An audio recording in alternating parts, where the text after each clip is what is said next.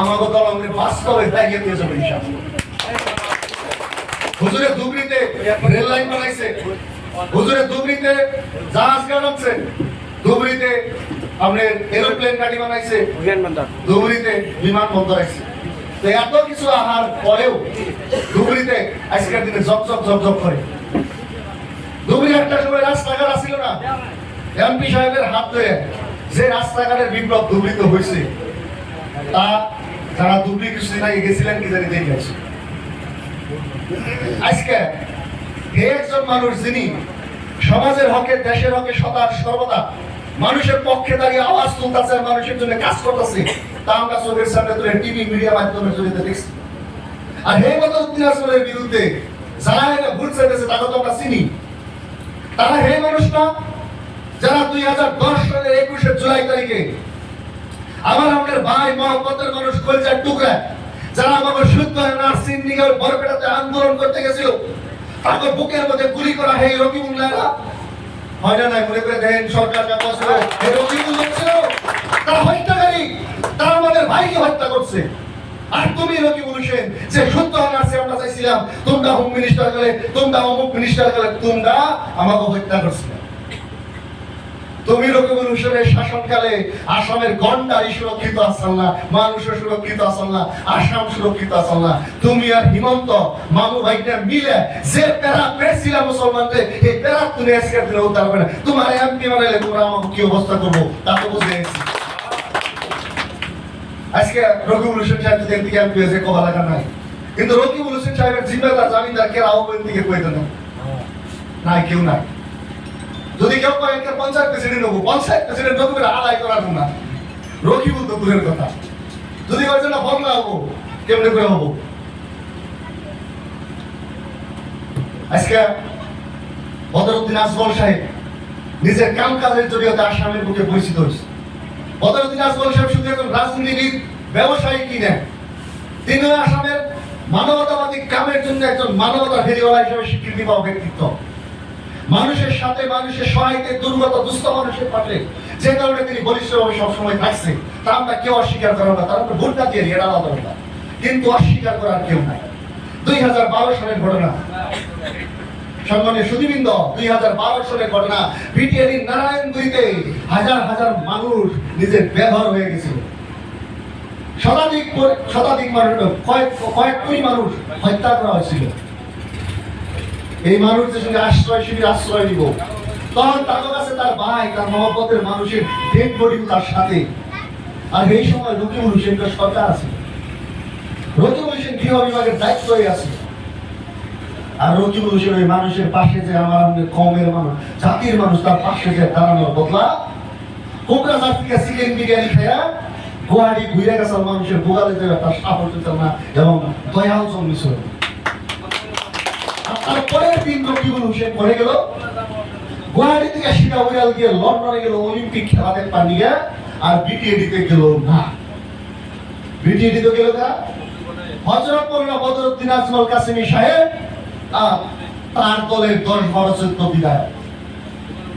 আর এই সময় হাফিজ রফিকুল ইসলাম সাহেব মৃত 17 জন মানুষকে একসাথ সামনে নিয়ে জানাজার নামাজ পড়াইছিল বিধায়ক মনের উপস্থিতি। আর মানুষকে ভরসা দিছিল যে আমরা আপনাদের সাথে আছি, আপনাদের ডর আর ভয়ের কারণ নাই।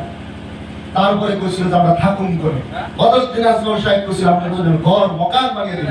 আর ইনশাআল্লাহ সালা মিলে আজকের দিনেও কেমন বিরাজমান জেনে এই বিটিএডি 2012 সনের মানুষগুলো দুর্গত মানুষের আজকে আশ্রয়স্থল।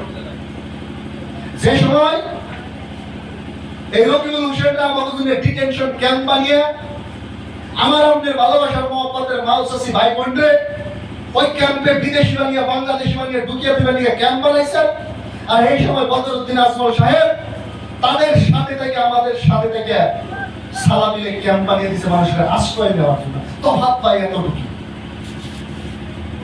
কংগ্রেসে আমরা দ্বিতীয় সময় ভোট দিচ্ছি, আমার হাতে বিকল্প আছে যার জন্য। কিন্তু আজকের দিনে 20 বছর ধরে আমরা বিকল্প সৃষ্টি করছি।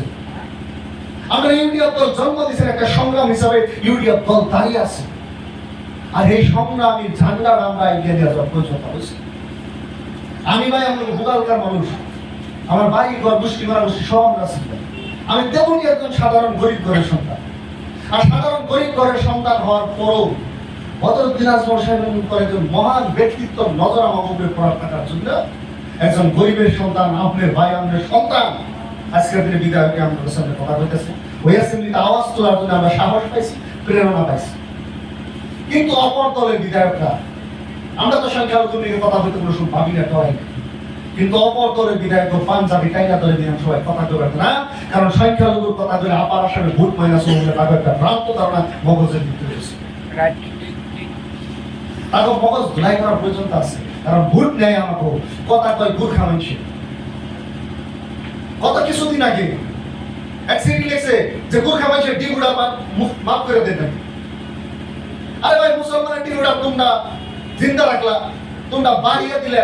মুসলমানের গুয়াহাটিতে কাম করবে 10 আঙ্গুলের ছাপ পালাইলে, তাকে বিদেশি বানাইলে, তাকে নোটিশ পড়াইলে, তাকে হিয়ারিং দিয়ে এনআরসি তোমরা পালাইলে না। বিজেপির সুযোগ নিয়ে লক্ষ লক্ষ মানুষের নাম বাদ পালাইল। বিজেপির সুযোগ নিয়ে 48 লাখ মহিলার নাম 50,000 সার্টিফিকেটের জন্য বাদ পালাইবে দিল। সবাই টিকা রাখছে দুর্গত মানুষের। হযরত মোল্লা বদরুদ্দিন সাহেব, বদরুদ্দিন আজমল সাহেব পাশে থাকে 48 লক্ষ মহিলার যে পঞ্চায়েতের সার্টিফিকেটের কেস আছে, সেই কেস উইন করে মহিলা মানুষের নাম যাতে পঞ্চায়েতের সার্টিফিকেটের জরিয়তে এনআরসি রোডে তার ব্যবস্থা বদরুদ্দিন আজমল সাহেব করেছেন। আজকে বড় দান, আজকে বড় কারণ এই কমেন্ট নিয়ে জাতি মানুষ নিয়ে কি হয়। আজকে বদরুদ্দিন আজমল সাহেব আমার আমাদের পাশে থেকে শুধু রাজনীতি করতেছে তা না, শুধু সমাজ সেবা করতেছে তা না, আসলে সংখ্যালঘু সমাজের ভিতরে শিক্ষার ক্ষেত্রে যে জাগরণের সৃষ্টি করছে, বিভিন্ন অনুষ্ঠান প্রতিষ্ঠানের জরিয়তে আবার দ্বিতীয় একজন রাজনীতিক ব্যক্তিত্ব দেখায়, যিনি সামাজিক কামকাজ, যিনি শিক্ষার ক্ষেত্রে, যিনি স্বাস্থ্যের ক্ষেত্রে, যিনি রাজনীতির ক্ষেত্রে সর্বক্ষেত্রে ভালো ভালো ভূমিকা নিয়েছে। দ্বিতীয় তো কেউ নাই।